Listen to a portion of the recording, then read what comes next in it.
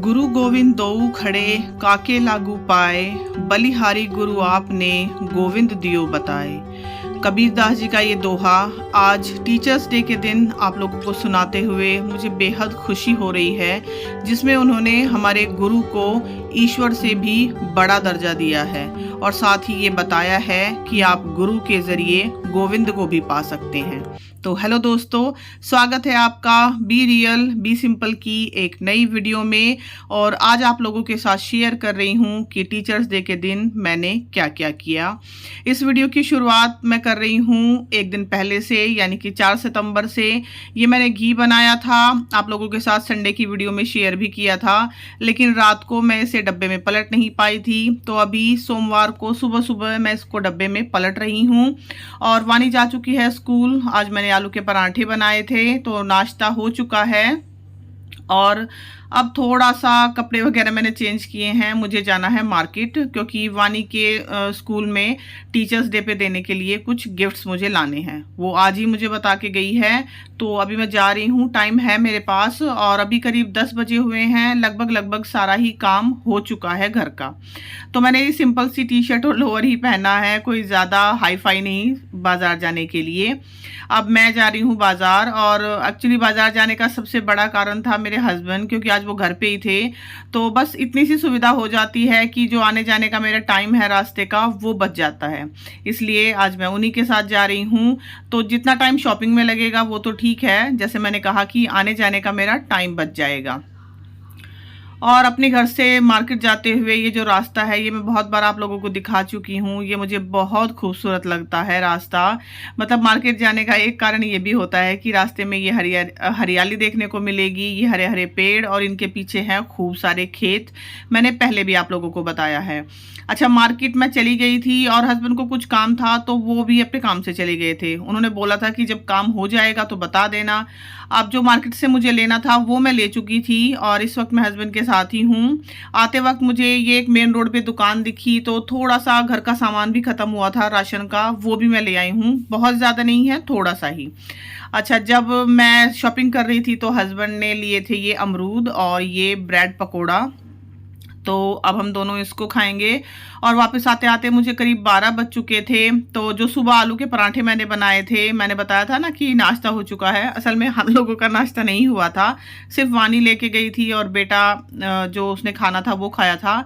हम लोग अब 12 बजे अपना ये नाश्ता समझ लो या जो भी वो कर रहे थे। तो फिर जो दोपहर में आलू के पराठे बनाए, मतलब जो सुबह बनाए थे ना, वो दोपहर में फिर खाए गए, लंच वही हो गया। और फिर पूरा दिन ढेर सारा काम करने के बाद अब फाइनली रात को मैं बना रही हूँ बेसन के लड्डू। अब डिनर वगैरह का सारा काम खत्म हो चुका है और दिन में मैंने कुछ भी शूट नहीं किया था, क्योंकि ढेर सारे कपड़े धोने थे, खाना बनाना था। और जैसे मैंने बताया कि डिनर का सब काम फिनिश हो चुका है, रसोई वगैरह मैंने सब क्लियर कर दी है। लास्ट में बस एक ये काम बचा था, बेसन के लड्डू मुझे बनाने थे, क्योंकि वानी को अपने टीचर्स के लिए बेसन के लड्डू लेके जाने थे। अच्छा, यहाँ पे मैंने करीब आधा किलो बेसन लिया है, मोटे वाला जो बेसन होता है, लड्डुओं के लिए स्पेशल आता है। और यहाँ पे 100 ग्राम मैंने उसमें सूजी मिलाई है, और ये सूजी भी मैंने पहले से ही भून के रखी है। मैंने अपनी वीडियो में शेयर किया था ना आप लोगों के साथ कि सूजी दलिया मैं भून के रखती हूँ। और जो घी मैंने बनाया था वही मैंने इसमें इस्तेमाल किया है। आधा किलो से थोड़ा सा वो कम था घी। तो इतने ही घी में हमारा ये बेसन खूब अच्छे से भुन गया है। बिल्कुल धीमी धीमी गैस पे मैंने भुना है। और सूजी मैंने इसलिए मिलाई है इसमें, ताकि हमारे जो बेसन के लड्डू हैं थोड़े दरदरे बने। आप लोग चाहो तो ना भी मिलाओ, लेकिन मिला लेंगे तो बहुत अच्छा लगता है। बिल्कुल ब्राउन मैंने कर लिया है। इसी तरह का बेसन मुझे पसंद आता है लड्डुओं में, भुना भुना। और अभी गैस मैंने बंद कर दी है, क्योंकि कढ़ाई नीचे से काफ़ी गर्म है और इसको चलाते रहना पड़ता है, नहीं तो ये नीचे से फिर जल जाता है। तो इसको रख दिया है ठंडा होने के लिए। बादाम भिगो दिए हैं सुबह के लिए। अभी मैं सबको दूध दे देती हूँ। एक फाइनल काम बचा हुआ है अभी, वो मैं बताती हूँ आपको। दूध देना है मुझे सबको, दही जमानी है। और अभी करीब 10 बजे का टाइम हो रहा है। अभी मुझे लड्डू भी बनाने हैं, और एक काम जैसे मैंने बताया वो है वानी के लिए उसके टीचर्स के जो गिफ्ट है वो पैक करना। तो देखिए 10:10 हो गए हैं। और गिफ्ट में कुछ आइटम तो ऐसे हैं जो मैंने पहले से ही मंगाए हुए थे। एक्चुअली मेरी फ्रेंड का बर्थडे आने वाला है, तो मैंने तो उसके लिए मंगाए थे, लेकिन वो फिर वानी के टीचर के काम आ गए। और इसमें से 2 आइटम वो हैं जो मैं आज मार्केट से लेके आई हूँ। तो ये लिपस्टिक और ये जो परफ्यूम है ये मैंने ऑनलाइन मंगाए थे अपनी फ्रेंड के लिए, लेकिन कोई बात नहीं, मैं कुछ और मंगा लूँगी उनके लिए। और ये इयररिंग्स जो मैं आज लेके आई हूँ, और आज मैं और भी बहुत सारा सामान लेके आई हूँ, उसके लिए मैं अलग से वीडियो शूट करूँगी आप लोगों के साथ, जल्दी ही मिल जाएगी आप लोगों को। और इनकी पैकिंग जो भी करनी थी वो सब वानी ने की है, बस एक ही लिपस्टिक ही मैंने पैक की, बाकी जो गिफ्ट थे वानी ने पैक किए, जैसे भी वो कर सकती थी, लेकिन अच्छे पैक किए उसने काफ़ी। और ये जो पैकिंग में मैंने इस्तेमाल किया है ना रैपर, गिफ्ट रैप पेपर, ये भी मेरे पास रखा हुआ था, क्योंकि जो बच्चों के कभी गिफ्ट मिलते हैं ना बच्चों को, या घर में कोई गिफ्ट आता है, तो उसका जो रैपिंग पेपर होता है ना वो मैं फाड़ती नहीं हूँ, उसको मैं ऐसे उठा के रख लेती हूँ फोल्ड करके। और ये वही फोल्डर हैं जो वानी अपनी स्टेशनरी की दुकान से लाई थी, तो इसमें इस तरह से रख देती हूँ। आई एम श्योर आप लोग भी ऐसा ही करते होंगे कि कभी कभी इमरजेंसी होती है ना, कि कुछ होता नहीं है गिफ्ट रैप करने के लिए, तो फिर ये उस टाइम पे काम आ जाते हैं। तो गिफ्ट हमारी ये रैप हो गई अच्छे से। और उसके बाद मुझे जाना है रसोई में लड्डू बनाने के लिए। हालांकि सारे लड्डू नहीं बन पाए थे रात में, कुछ मुझे फिर सुबह उठ के बनाने पड़े क्योंकि काफ़ी लेट हो गया था। और ये अच्छे से खूब ठंडा हो गया है अब बेसन वाला जो हमारा मिक्सचर है। अब इसमें मैं डाल लूँगी ये ड्राई फ्रूट, और ड्राई फ्रूट को मैंने काटा है इस वाले कटर से। काजू और बादाम ही थे मेरे पास बस, और कुछ ज़्यादा ड्राई फ्रूट नहीं थे। और इस ड्राई फ्रूट कटर से इतने बेहतरीन कटते हैं ना ड्राई फ्रूट, मैं क्या ही बताऊँ आपको। हाथ से इतने बारीक तो कभी भी नहीं कट पाएंगे, चाकू से अगर आप काटो ना तो इतने बारीक कभी नहीं कट पाएंगे। इसके बाद मैंने इसमें मिलाया है बूरा, अंदाजे से मैंने इसमें करीब आधा से पौना किलो बूरा मिलाया है, तगार जिसको बोलते हैं। दरदरा होता है वो काफ़ी। आप चाहो तो पिसी हुई चीनी भी मिला सकते हो, लेकिन उससे लड्डुओं में वो स्वाद नहीं आता जो बूरा से आता है। देसी खंड भी आप मिला सकते हो, लेकिन वो मैं इसलिए नहीं मिलाती क्योंकि वो कभी कभी थोड़ी सी किरकिरी हो जाती है। तो दूध और चाय में तो मैं इस्तेमाल कर लेती हूँ, लेकिन जैसे मैंने बताया लड्डू, हलवा या खीर मुझे बनानी हो, उसमें मैं खांड नहीं डालती हूँ। अब बन गए हमारे फाइनली लड्डू, और जब तक हाथ से अच्छे से ना मिलाओ ना तब तक लड्डू का बैटर तैयार नहीं होता। और खूब दरदरे से हमारे ये लड्डू बने हैं, ब्राउन कलर के, और खाने में तो सुपर टेस्टी थे, आप पूछो मत। और जैसे मैंने बताया कि रात में सारे लड्डू नहीं बना पाई थी, तो अब सुबह मैंने बनाए हैं। और अब वानी हो गई है तैयार। ये नेक्स्ट डे की क्लिप है, टीचर्स डे की ही, यानी कि 5 सितंबर की। उसने अपने गिफ्ट्स रख लिए हैं, अपना नाश्ता, एक केला और थोड़े से बादाम जो वो खा के जाती है। उसकी चोटी मैंने आज फिर वैसे ही बनाई है, आज थोड़ी फिनिशिंग से बना पाई हूँ। और आज वो लंच नहीं लेके जा रही है, बस ये एक पैकेट है लिटिल हार्ट्स बिस्किट का, लड्डू उसने रख लिए हैं, पानी अपना लेके जा रही है। और जो उसकी लंच में लगने वाला टाइम था ना, उसी टाइम में फिर मैंने वो बाकी के लड्डू बनाए जो रह गए थे। अब उसके बाद मैं नहाने गई थी, और नहा के जैसे ही निकली हूँ तो देख रही हूँ कि हस्बैंड ये जो पंखे का काम था जो संडे को रह गया था ना, वो कर रहे हैं। ये वाली पत्ती वो लेके आए हैं, इससे उनको लगाना है, ये पंखा सेट करना है रसोई में। और उसके बाद मुझे उनकी हेल्प करनी पड़ी, होता है ना कभी कि पेचकस देना, कभी ड्रिल मशीन पकड़ाना, तो वो मैंने की, और ये लग गया हमारा फाइनली पंखा। और इसकी वजह से ना रसोई में बहुत राहत हुई, बहुत ज़्यादा, मैं बता नहीं सकती आपको, क्योंकि रसोई में काम करते वक्त बहुत गर्मी लगती थी। तो इसकी हवा इस तरह से सेट किया है उन्होंने कि गैस पे नहीं आएगी, बाकी रसोई में लगेगी। लेकिन ये देखिए इसका एक साइड इफ़ेक्ट, काफ़ी गंदगी हो गई है, वो मुझे अभी साफ़ करनी है। तो पहले उस गंदगी को साफ़ किया सारा, उसके बाद मैंने पूजा की, और ऊपर जब जल देने गई थी तो भगवान जी के लिए फूल तोड़ के लाई। आज टीचर्स डे के दिन मैंने भगवान जी को भी फूल अर्पित कर दिए। तो कभी ले आती हूँ, कभी नहीं, हर बार नहीं लाती हूँ जैसे आप लोगों को बताया। और भगवान जी को भी मैंने भोग के लड्डू चढ़ा दिए हैं। मैंने क्या, असल में सुबह वानी ही चढ़ा के चली गई थी, क्योंकि वो नहा चुकी थी। तब तक पूजा तो हालांकि नहीं हुई थी, लेकिन उसने लड्डू भगवान जी के भोग के लिए मंदिर में रख दिए थे। तो एक बार आप मंदिर के भी दर्शन कर लीजिए, मुझे लगता है कि शायद आप लोगों को अच्छा लगता होगा मंदिर के दर्शन करना। और खूब सजी हुई है हमारी थाली, और बेसन के हमारे लड्डू का भोग। तो उसके बाद वानी तो खैर कुछ नहीं लेके गई थी लंच में, लेकिन हमें अपने लिए तो भाई कुछ ना कुछ नाश्ता बनाना ही था। तो मैंने बनाया है यहाँ पे पोहा, हस्बैंड को बहुत पसंद है और मुझे भी बहुत पसंद है। बादाम भिगे हुए हैं, वानी तो खा के चली गई अपने, मैं और हस्बैंड भी लेंगे और बेटा भी लेगा। उसका आज कॉलेज है, ऑफ नहीं है उसका। और यहाँ पे मैं अमरूद दिखा रही थी जो कल लेके आए थे ना, बहुत मीठे निकले थे। कुछ तो इनमें से कल ही खा लिए और अभी ये बाकी बचे हुए हैं। और पंखे की शान तो आप पूछो मत, रसोई में काम करते वक्त जब पंखा चला के मैं काम कर रही हूँ ना तो मज़े ही आ जा रहे हैं।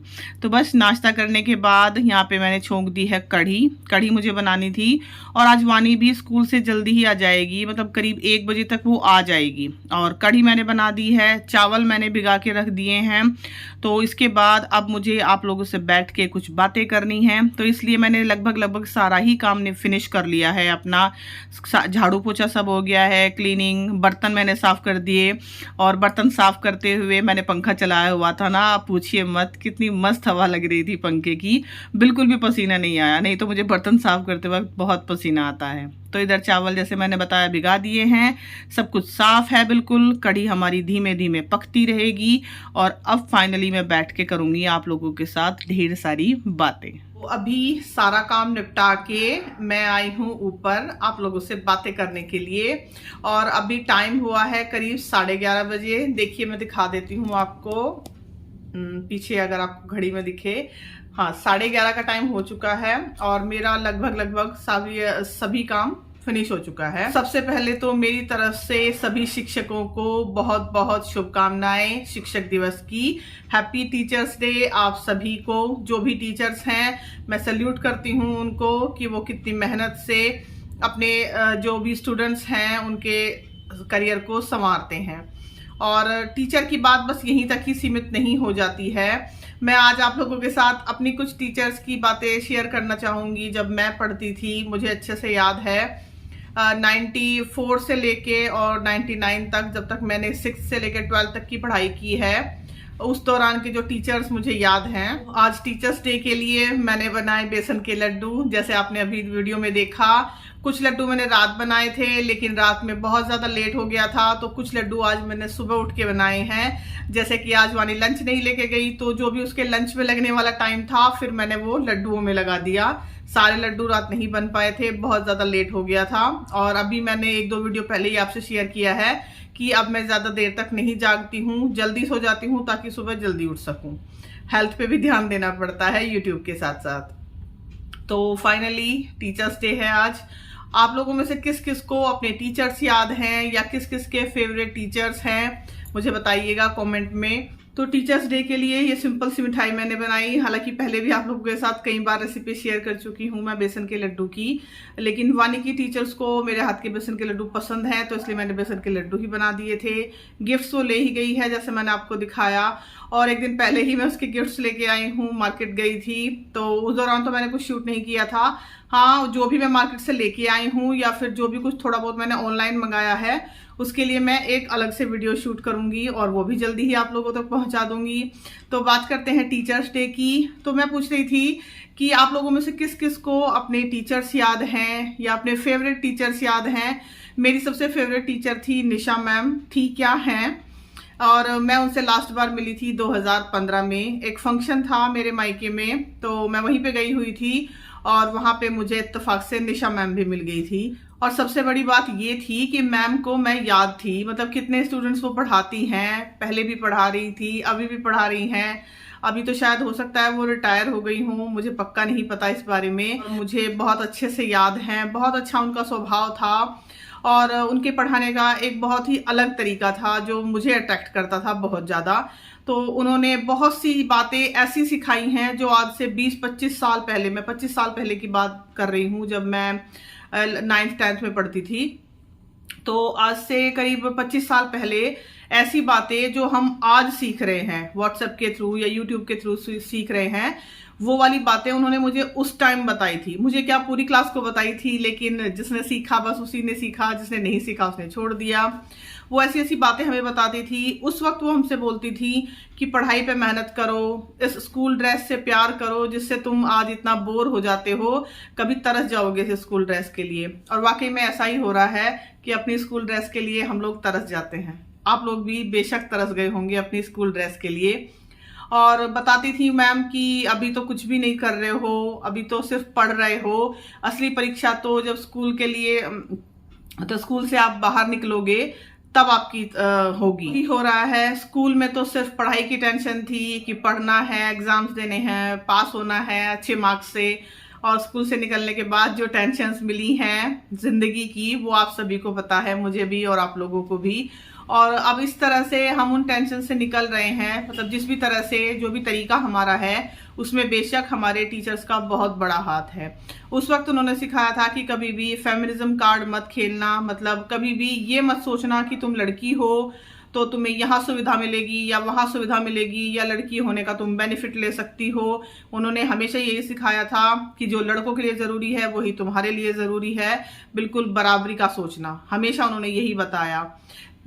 हमेशा पढ़ाई के बारे में उन्होंने यही कहा कि मेहनत करो, कुछ बन जाओगे तो इस पढ़ाई के ज़रिए ही बन पाओगे। और उनकी बातें मैंने बहुत अच्छे से अपनी ज़िंदगी में उतारी हैं। हालांकि मैं अपनी पढ़ाई बहुत ज़्यादा कंटिन्यू नहीं कर पाई, ग्रेजुएशन तक ही पढ़ पाई, लेकिन फिर भी जितना मैंने पढ़ा मैंने हमेशा मैम की बात याद रखी। और उसके अलावा सरोज संगल मैम थी, सरोज मलिक मैम थी, अंजलि पवार मैम थी जो हमारी प्रिंसिपल थी और हमें ज्योग्राफी भी पढ़ाया करती थी। शशि बाला मैम थी जिनके आने पे क्लास में हर कोई, जैसे होता है ना एक टीचर होती है ना कि जब भी वो एग्जाम्स के दौरान हमारी क्लास में आती थी शशि बाला मैम, तो सारे जो बच्चे होते थे हम लोग, हमारे मुंह से क्या निकलता था एक साथ, मतलब एक बच्चा बोले तो शायद इतना फर्क नहीं पड़ता, लेकिन क्लास के जब 30-40 बच्चे एक साथ बोलते हैं ना, अरे यार, तो टीचर को ना थोड़ा मतलब पता चल जाता है उनको, तो वो फिर डांट के बड़े अच्छे से बोलती थी, क्या हुआ, क्यों बोला ऐसे, अरे यार मैं आ गई क्लास में इसलिए बोला है, अभी तुम लोगों में से कोई भी चीटिंग करके दिखाना। खास तौर से एग्जाम्स के दिनों में जब आती थी शशि वाला मैम। और ग्रेजुएशन के दौरान वंदना मैम जिनसे मैंने ज्योग्राफी पढ़ी, अशोक सर जो हमारे ज्योग्राफी के टीचर थे, और बीना मैम हमारी हिंदी की टीचर थी जिन्होंने हिंदी पढ़ाई, और मेरी मैथ्स की मैम अरुणा मैम जिनकी वजह से मैं मैथ्स पढ़ पाई। 8th में जब अरुणा मैम ने हमें मैथ्स पढ़ाया तो मुझे अच्छे से याद है कि किस तरह से मैंने मैथ्स में हमेशा 50 आउट ऑफ 50 मेरे मार्क्स आते थे। पहले ऐसे 50 में से नंबर आते थे, अभी तो शायद 100 में से आते हैं। तो हमेशा, और मैथ्स में मेरा इंटरेस्ट इतना बढ़ गया था कि जिस मैथ्स को मैंने कभी खोल के नहीं देखा उसको मैं दिन रात पढ़ती थी। मैं 8वीं कक्षा की बात कर रही हूँ, जब मैं 8वीं कक्षा में थी। और उसी दौरान अरुणा मैम से मैंने एक बहुत ही जोरदार थप्पड़ भी खाया था, मतलब बहुत ही जोरदार थप्पड़ जो मुझे आज तक भी याद है। बस बातें कर रहे थे क्लास में, उसी के ऊपर लगा था एक थप्पड़, और मुझे लग रहा है शायद उसी थप्पड़ का कमाल था कि मैं मैथ्स में इतनी ब्रिलियंट हो गई थी। तो मेरे टीचर्स तो मुझे बहुत ज़्यादा याद हैं अभी तक भी, और मुझे नहीं लगता मैं कभी भूल पाऊंगी अपने टीचर्स को। उन टीचर्स के जो हमने नाम रखे हुए थे, या कोई टीचर फेवरेट थी हमारी, या किसी से हम बहुत डरते थे, सभी याद आता है अपनी पढ़ाई के साथ साथ। और पढ़ाई जैसे कि आप लोगों को मैंने बताया ही है, मैंने कभी छोड़ी ही नहीं। भले ही मैं एकेडमिक्स की पढ़ाई नहीं कर रही हूँ, मतलब जिसको कहते हैं कि कोई डिग्री वाली पढ़ाई मैं नहीं कर रही हूँ, MA या M.Com, कुछ भी मैं आगे नहीं पढ़ पाई हूँ ग्रेजुएशन के बाद, लेकिन जो मेरी किताबें हैं वो मुझे हमेशा पढ़ाई से जोड़े रखती हैं। और अपनी किताबों का कलेक्शन भी मैंने आप लोगों के साथ शेयर किया था। अगर आप लोगों ने वो वीडियो नहीं देखी है तो मैं डिस्क्रिप्शन बॉक्स में लिंक डाल दूंगी, आप लोग प्लीज देख लीजिएगा। ऐसे ही मैं अपने बच्चों के टीचर्स की बात करूंगी। देखिए, कभी कभी हमें लगता है कि हमारे बच्चे अच्छे हैं, ब्रिलियंट है पढ़ने में, इसलिए अच्छा पढ़ पा रहे हैं, होता भी है ऐसा, ऐसी बात नहीं है, लेकिन जो टीचर्स हमारे बच्चों पे मेहनत करते हैं वो बहुत ज़्यादा होती है। मैं अपने बच्चों के टीचर्स के बारे में आपको बता सकती हूँ। अभी तक मेरे बेटे का भी, मेरा बेटा 12th पास आउट हो चुका है, अभी वो BA सेकेंड ईयर में है। उसी स्कूल से वो पास आउट हुआ है जिसमें मेरी बेटी पढ़ रही है अभी। तो मेरा बेटा भी और बेटी भी, हमेशा उनके एक से एक बेहतरीन टीचर मुझे मिले हैं। उनको पढ़ाने के संबंधित ले लीजिए या बिहेवियर से संबंधित ले लीजिए, कभी भी बच्चों ने किसी टीचर की शिकायत नहीं की, कभी पढ़ाई की शिकायत नहीं आई, ना ही टीचर्स की तरफ से ना ही बच्चों की तरफ से। बहुत ही अच्छा उनका व्यवहार मिलता है मुझे, और बहुत वो मेहनत करते हैं बच्चों के साथ। खासतौर से फीमेल टीचर जो देखिए अपना घर भी संभालती हैं, सुबह सुबह स्कूल भी जाती हैं, बच्चों को सब कुछ सिखाती हैं।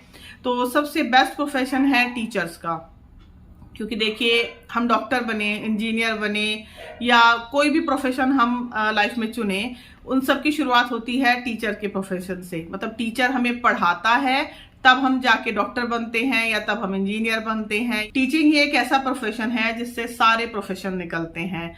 तो सभी टीचर्स को मैं हैप्पी टीचर्स डे बोलती हूँ और सलाम करती हूँ सभी टीचर्स को, उनके डेडिकेशन के लिए, बच्चों का जो वो भविष्य संवारते हैं उसके लिए। आप एक नर्सरी के बच्चे को स्कूल में भेजते हो और थोड़ा बहुत जो भी हम बच्चों को घर पे सिखाते हैं, स्कूल के बाद भी सिखाते हैं, लेकिन फिर भी एक मेन जो जिम्मेदारी होती है वो टीचर की ही बनती है।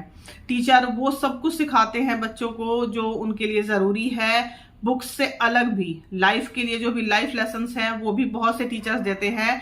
जैसे हमारी टीचर्स ने हमें दिए, हमारे बच्चों की टीचर्स भी उनको बहुत सारी लाइफ लेसन सिखाती हैं।